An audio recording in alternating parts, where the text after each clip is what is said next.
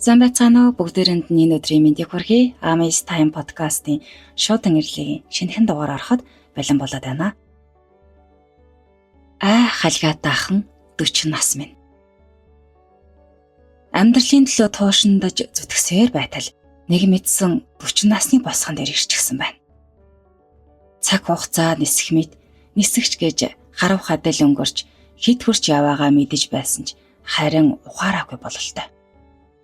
Нэг өдөр ажил дээр өрөөнийхөө хүүхэнтэй сарын борлуулалтын тайлангаас болж маргалдаад би ч идээ тулсан биш гин сэрэггүй байж байхад минь пэндгэр авгаагаараа дуудулваа чи юм. Эхний цохилт ичиж бачимдсан амтан гэртээ орвоо үгүй юу нөхөртөө гомдлож гарлаа. Ёй, өнөөдөр ажлын хүүхэн олон хүний нүдэн дээр бүдэ авгаа магаагаар минь дуудаж доромжллоо. Тэрний залуу нь тэндэл байгаа биз? Гэд урсгах гэтэл өнөөх мануудус үнэн л хэлсэн байна штэ гэхин тэр. Удаах цохолд шууд л нака утанд орлоо. Үг хэлэх гэж чадсангүй, дууж гарсангүй. Ам минь хийл ангалцсан. Ингээд дөнгөж 40 шүргвөө үгүй юу авгаа болдог байжээ гэж бодхоос нойр минь ч хүрсэнгүй. 20 хүрээгүй байхад хүүхэн гэхэд учиргүй ихээр ичиж гомдож явсан минь сайхан санагдах юм. Тун удалгүй эмээ гэж дуудахад нь авгаа гисэнгүүгээд гомдоод хөвтөж байх нь шүү дээ.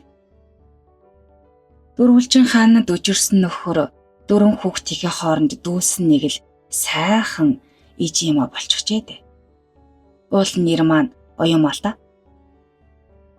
Энэ жил сургуульд орсон баг хүү минь бит хоёрын өврөөс ихч ахынхаа өвөр рүү шилжээд удаагүй байгаа. Гэтэл өврөөс гарсан хүүгийнхээ зайг хатгалах гэсэн мэд ижи ав хоёр гуйна. Орныхоо хоёр болондоо дундаа нэг их том орон зай гаргаад унтаж байгаагаа сая л анзаарлаа. Саяхандаа саяхан сарын саадлыг дэвчиж чадахгүй би биерөөгүй тэмүүлдэг байгаагүй билүү. Амьдралынхаа талыг ч бараагүй байж олон 10 жил ханаас хөгшчүүл шиг амрах садан адил болчихлоо гэж үтэй. Өглөө нөхрөө ажилдаа явмагцсан хувцас гаргаан шилж өмсөх гэтэл шилээд байх хувцас гэхээр юм гарт баригдсангүй.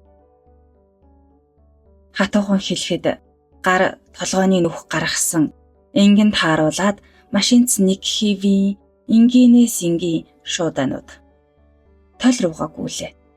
Толгойроо жичилж байгаад хэлэхэд багсгаж харвал барайны шишэг байгаагаар нь харвал бараашигны боллон шиг бөөн хий гэхэд бөөр хийж биш дөрвөлжин дурс тодорлоо. Хоёр гарын алгаар нүрээ даран суун туслаа. Өдий болтол өөрийгөө анзаарч харахгүй хаагуур явсан хүн битээ. Эцсэндээ нүүр хүрэнд нь чинэрч гар салгалсан ч өөрөөс минь өөр хүн энэ байдлыг минь хараагүй зол юм. Ингээд л энэ мөчөөс эхлэн өөртөө ажиллаж эхэллээ дээ. Анзаарагдамгүй алхуурхан эзэлж авсан буйны хуримтлалыг барж өрөх нь амар байгаагүй. Өглөөдөөгүйж орой ажлын дараа арай бэгт явж хоолоо хасаж танан халан хүтэн шүвшүүрт орж мацаг барьж явшлээ.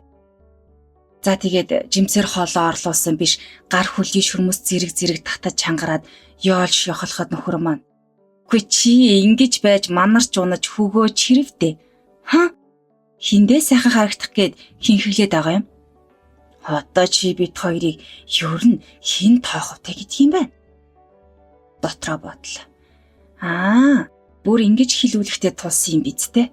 Тоохгүй гинэ. Тэгвэл тоолгондоо гэд хороо хусуусан хүмүүр нэтэрлээ.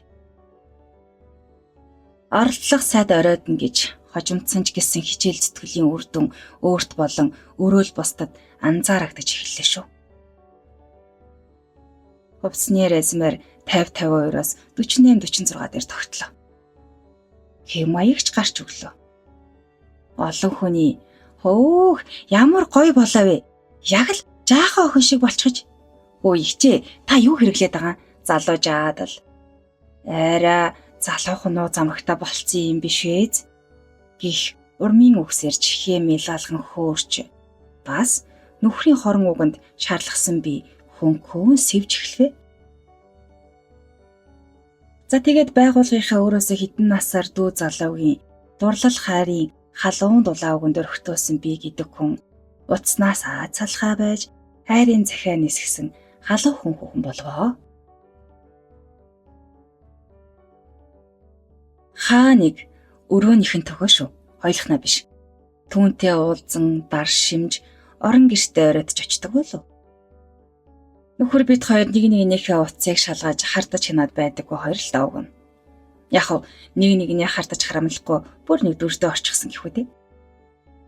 Нэг өрөө унтахын өмнө усанд орчхоод гарч иртэл утсыг маань гартаа тас атгсан нөхрийн нүүр царай таныхын аргагүй хуурчсан сууж байхын тэр. За юу маа минь багшиг галзуураарай гэж байна. Яачав гэхэд ухааны чин сүв бүглрөөд хормонд чи юм нэгтчихээ юу да. Бас муухай хэлж байгаа юм шүү. Юу гэдэм бэ чи өгөө олж хэлээрэй дээ гэлээ. Гэхдээ бас хартгаар дотроо дуртай байсан юм аа. Тэгээ бодлоо. Мессежийг минь уншчихаа штэ гэж тааварлав. Ажлын шаардлага, албан томилолт гэхээс амьдралдаа гэрээс гадуур хонож үзээгүй нөхөр маань маргааш нь гэртээ ирсэнгүй. Нөгөөдөр тэрний маргааш ирсэнгүй. Уцаач авдаггүй, сүулдээ бүр салгаад таг алга болчихов. Эцсийн цохилт. Би ер нь нэг бол ухаангүй юм шиг урсаад, нөгөө бол нэг их сэхээр сэргсэн хүн хитэрч дэврээдэл. Уярч тогтолсон минь үнэнч гэлээ урууж шараагүй юм шүү. Бурхан гэрчлэн. Ингээд миний хайрын паян өрнөж базаасангүй шууд л төгссөн. Азар надтай заяасан гүмхий хөмхий зангүй ханаа гомдоогоогүйч буруутай юм шиг санагдаад түүндээ 75-аар бууж өгч аргадаж учирлаж ам тангаргаа өгч байж гэртээ авчирсан шүү. Гэхдээ 40 нас гэдэг чинь эдгэр сайхан нас шүү бүсгүйчүүд минь. Хаяахан гим хоргүй сэтгнэж бүсгүй хүн гэдгээ мэдэрч амьдралдаа хөглөж байх нь димийчгүй юм бэлээ. Усалж торцсон цэцгэс ургалж төлждгөө гэж. Амьдралтаа сэв суугаагүй дээр нь өөрсдийгөө бие сэтгэлээ өнгөлж зүлгэснээр анх сууж байсан үе шиг биедээ тэмүүлж гэрлүүгээ яардаг болсон. Тэгээд яасан гэж юу? Хинцхэн өрс хөвлөд минь тонгочж эхэлсэн. Халгаатай ахын 40 наснд минь амьдрал дахин дэлбэлэхдээ бүр их хэрлэж цэцгэлсэн юм да. Хэмээгээд захидлаа өнгөрсөн байна. Манайхан тэгдэгдээ ер нь өөрөө өвснийг л хөгшрүүлээд байдаг юм шиг санагддаг. 40 нас хүрэн үегүй юу? За одоо би хөгшөрсөн юм шиг ингээл өөртөө анхаарал хандуулахаа багасаал буу юм болдог. Гэтэл 40 нас чинь амьдрал дөнгөж эхэлж байгаа шүү те. Тэгэхээр бүсгүйчүүд минь өөрсдийгөө нэг талент хараад гоё хувцлаад нүрээ гоё будаад өөрийгөө сэргээгээд үзээрэй. Энд хүрээд өнөөдрийнхээ дугаарыг өндөрлөе. Дараагийнхаа дугаараар иргэн баяртай олцгаая. Түр баяртай.